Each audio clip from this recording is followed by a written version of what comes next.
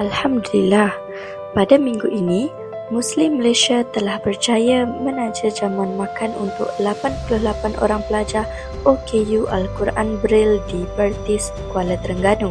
Usaha ini diadakan untuk menyantuni para pelajar di samping merebut ganjaran pahala melalui amalan memberi makan kepada saudara seagama.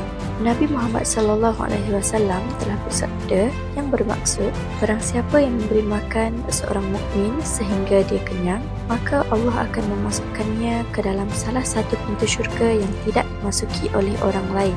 Terima kasih kepada semua penyumbang yang sentiasa menyokong usaha ini. Semoga setiap kebaikan yang diberikan dibalas dengan ganjaran pahala dan keberkatan daripada Allah Subhanahu Wa Taala.